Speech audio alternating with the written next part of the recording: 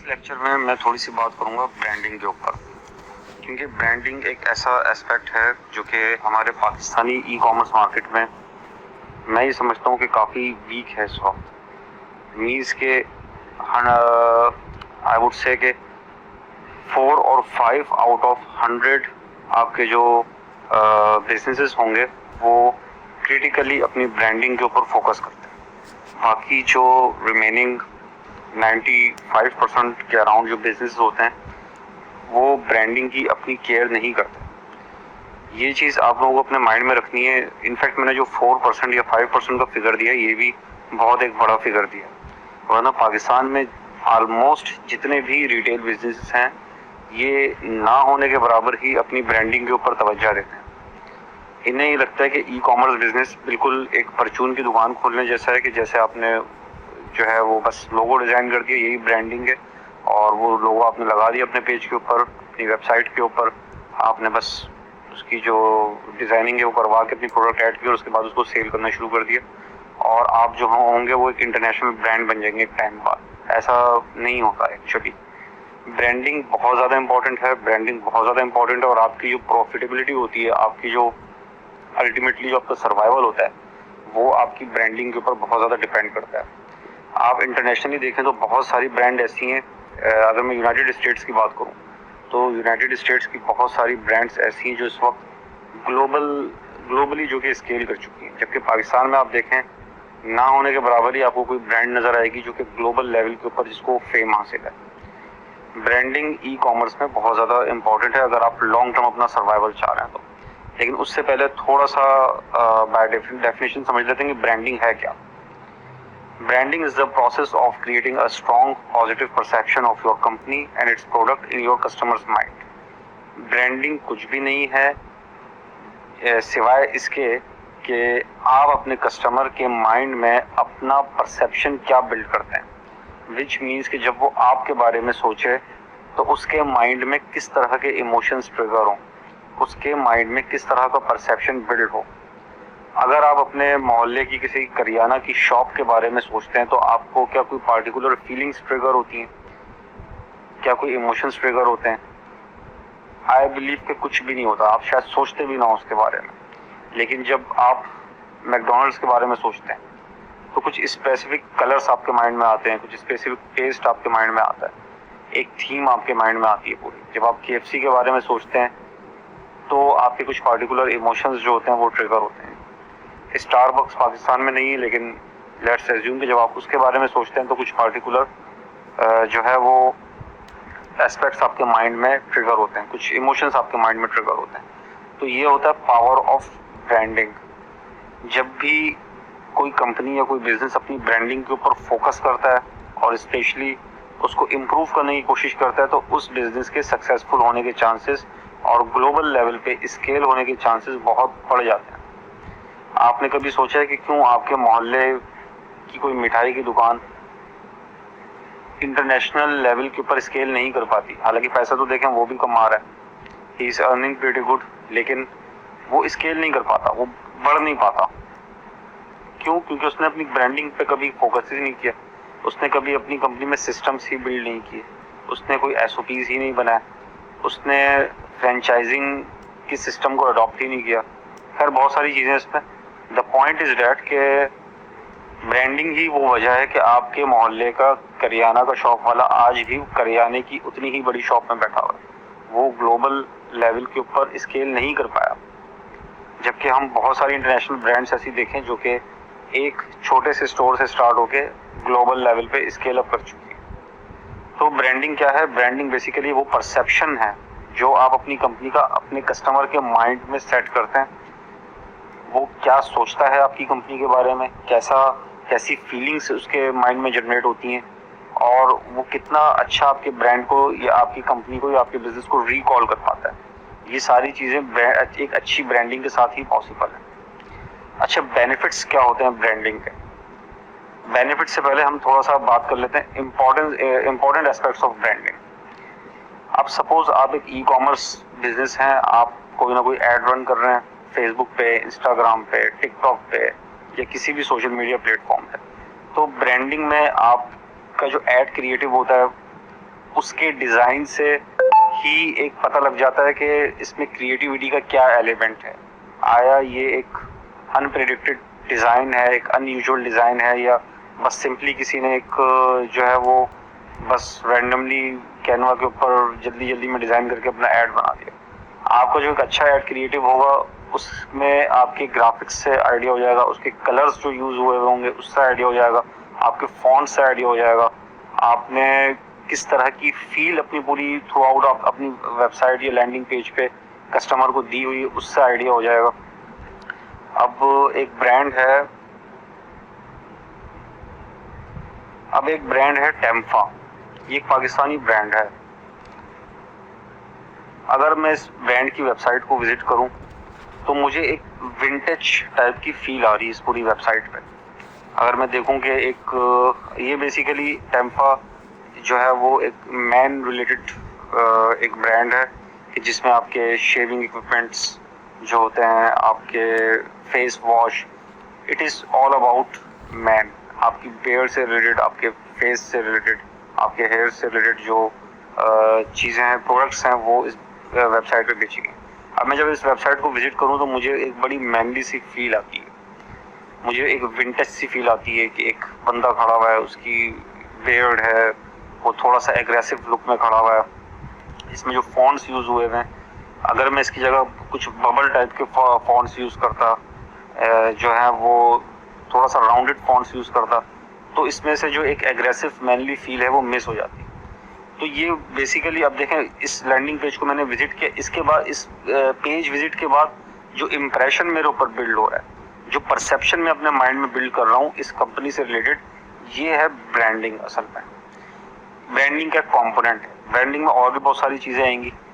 इस वेबसाइट को विजिट करने के बाद अब देखें, इन्होंने अगर अपनी कोई प्रोडक्ट डिस्प्ले की हुई है तो इस प्रोडक्ट का नाम जिस फॉन्ट से लिखा गया है, इसका साइज़ कितना होना चाहिए, इस पे कलर्स कौन से यूज़ करने हैं, ये सारी चीज़ें आपकी ब्रांडिंग में काउंट करती हैं। आपकी वेबसाइट कहीं से भी अगली नहीं दिखनी चाहिए। और जो थीम आप पूरी वेबसाइट पे फॉलो कर रहे हैं, थीम इस वेबसाइट की जो है वो ब्लैक एंड वाइट है। ब्लैक एंड वाइट इसकी जो दो मेन कलर इसमें यूज़ हुए हैं। इसके अलावा इसमें एक बड़ी सी, जैसा कि मैंने कहा, एग्रेसिव मैनली लुक है इस पूरी वेबसाइट के ऊपर। तो अब मैं जिस जगह भी इस वेबसाइट पे विजिट करूँगा, इसकी कोई भी प्रोडक्ट ओपन करूँगा, मेरी जो फील होगी वो कहीं से डिस्टर्ब नहीं होगी। तो during my the time I spend on this website, जो भी परसेप्शन में बिल्ड कर रहा हूँ इनकी इस प्रोडक्ट के बारे में, वो बेसिकली इस प्रोडक्ट की गई ब्रांडिंग है। देखें, इसमें वही एग्रेसिव मैनली लुक आ रहा है, इसमें कि विंटेज टाइप का टच।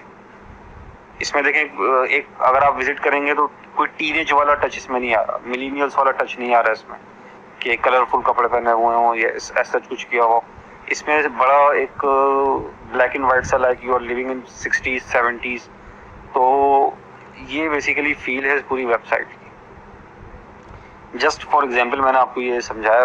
देखें, ब्रांडिंग के बारे में मैं इसलिए बता रहा हूँ, लाजमी समझता था मैं बताना, क्योंकि इस जगह पे बहुत सारे लोग मार खा जाते हैं। ब्रांडिंग की जो रिफ्लेक्शन है वो आपके ऐड क्रिएटिव में भी दिखनी चाहिए। आपका ऐड क्रिएटिव उन्हीं कलर्स का मजमूआ होना चाहिए जो आपने अपनी वेबसाइट पे यूज़ किया। ऐसा ना हो कि आप जैसे इस वेबसाइट का कोई ऐड रन हो रहा होगा तो उसमें भी बेसिकली इसी तरह के कलर्स यूज़ हो रहे होंगे। मैं इसका ऐड आपको दिखा भी देता हूँ, इसको मैं ज़रा पोस्ट करूँ। इस वक्त फेसबुक एड्स लाइब्रेरी से मैंने ये जो ब्रांड है, जो भी एड्स अपने फेसबुक के ऊपर रन कर रही है, उसके मैंने क्रिएटिव्स निकाल लिए। क्रिएटिव्स कहते हैं बेसिकली जो ऐड रन हो रहा हो उसकी जो उसका जो भी ग्राफिक्स कंटेंट है उसको क्रिएटिव कहते हैं, ऐड क्रिएटिव। और उस ऐड में जो ये टेक्स्ट लिखा हुआ है इसको आप ऐड कॉपी कहते हैं।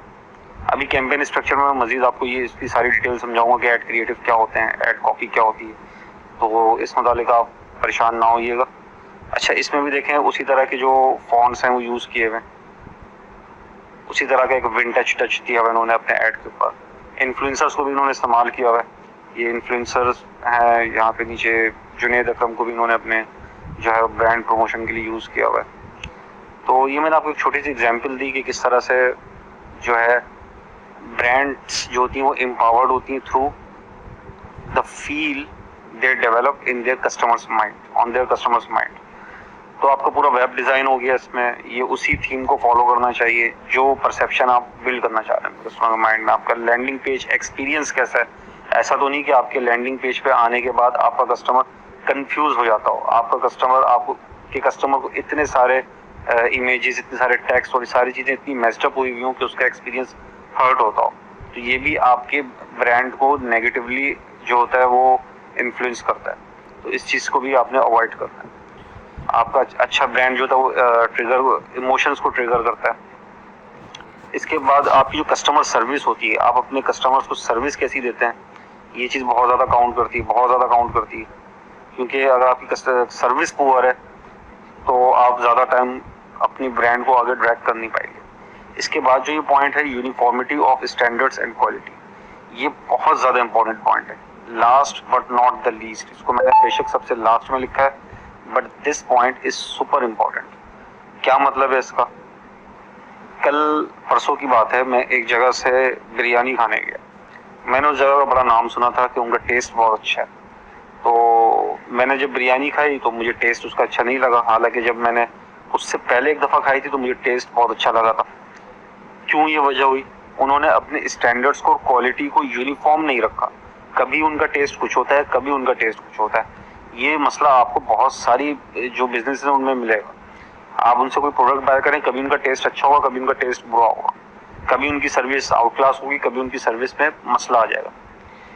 Uniformity of standard and quality नहीं रहती उनकी, जिसकी वजह से आपके कस्टमर के माइंड में आपकी ब्रांड का नेगेटिव इंप्रेशन बिल्ड होता है और लॉन्ग टर्म सर्वाइवल टफ हो जाता है, कंपटीशन की नजर हो जाता है आपका बिजनेस। मैं मिसाल दूंगा, किसी ब्रांड की एग्जांपल उठा लेते हैं जो सबने, जो कि ऑलमोस्ट सब जानते हो, लाइक केएफसी का अगर आप कभी जिंगर खाएं, आप चाहे आज खाएं, एक हफ्ते बाद खाएं, 2 हफ्ते बाद खाएं, आपको ऑलमोस्ट जो टेस्ट होगा उसमें कोई फर्क नजर नहीं आएगा, यूनिफॉर्म रहेगा टेस्ट। हो सकता है किसी बंदे का कोई एक दफा खराब एक्सपीरियंस हो गया, बट 99% ऑफ द टाइम आपको जो एक्सपीरियंस मिलेगा वो ऑलमोस्ट सेम होगा। Same is the case with McDonald's, same is the case with Subway और एनी अदर इंटरनेशनल रेस्टोरेंट की जहाँ जो ब्रांड हो इंटरनेशनल, वो अपने एसओपीज डेवलप करते हैं, अपनी ब्रांड के एसओपीज डेवलप करते हैं कि जिससे जो उनकी रेसिपीज होती हैं जो वो यूज़ करते हैं वो इतनी स्टैंडर्डाइज होती हैं कि हर दफ़ा जब आप उसको ट्राई आउट करते हैं तो उसमें कोई डिफरेंस नहीं होता, आपको फ़र्क फील नहीं होता। तो ये होती है uniformity of standard and maintaining their quality, their product quality. उनकी प्रोडक्ट की क्वालिटी रिटेन करती है, सेम रहती है, कभी चेंज होती हुई नज़र नहीं आएगी, आपको इम्प्रूव होती हुई नज़र आएगी, नेगेटिवली चेंज होती हुई नज़र नहीं आएगी। तो ये बहुत इंपॉर्टेंट एस्पेक्ट होता है। इससे होता है क्या कि आपके जो कस्टमर होता है उसका ट्रस्ट आपके ऊपर बिल्ड होता है। Benefits of branding, it helps out in beating your competition. देखिए आज के दौर में जिस तरह का कट थ्रोट कंपटीशन है, जिस तरह का कट थ्रोट कंपटीशन में आप इस वक्त रह रहे हैं, अगर आपने अपनी ब्रांडिंग अच्छी की हुई है, जिन बातों का मैंने आपको कहा है उन बातों का ख्याल रखा हुआ है, आपके लिए Pakistani e commerce market beat करना तो कोई मसला ही नहीं है। ट्रस्ट में कोई मसला नहीं है आपके लिए बीट करना पाकिस्तानी ई कॉमर्स मार्केट को। क्यों? क्योंकि यहाँ पे जो 95% सेलर्स हैं, 95% जो आपके कहने के बिजनेस ऑनर्स हैं, वो ब्रांडिंग का ख्याल नहीं रखते। बाकी 4-5% को बीट करना आपके लिए इतना ज्यादा मुश्किल नहीं होना चाहिए। तो पाकिस्तानी मार्केट में स्पेशली अगर आप काम कर रहे हैं तो कंपटीशन को बीट करना बहुत आसान है। Second point, customer loyalty and trust. आपकी ब्रांड अच्छी होगी, कस्टमर आप पे ट्रस्ट करेगा, कस्टमर आपके साथ लॉयल रहेगा, रीबाइंग आपके स्टोर के ऊपर होगी, आपका जो भी बिजनेस है उसके ऊपर कस्टमर आगे बाय करेगा, बार बार बाय करेगा, कस्टमर रिटेंशन बहुत अच्छी होगी। उससे ये होगा कि आपकी जो मार्केटिंग कॉस्ट है वो नीचे आ जाएगी। जब मार्केटिंग कॉस्ट नीचे आएगी तो आपके जो प्रॉफिट मार्जिन है वो इंक्रीज करेंगे, और प्रॉफिट मार्जिन इंक्रीज करने का मतलब मोर मनी। तो अच्छी ब्रांडिंग का डायरेक्टली ताल्लुक आपकी जो है वो प्रॉफिट्स है।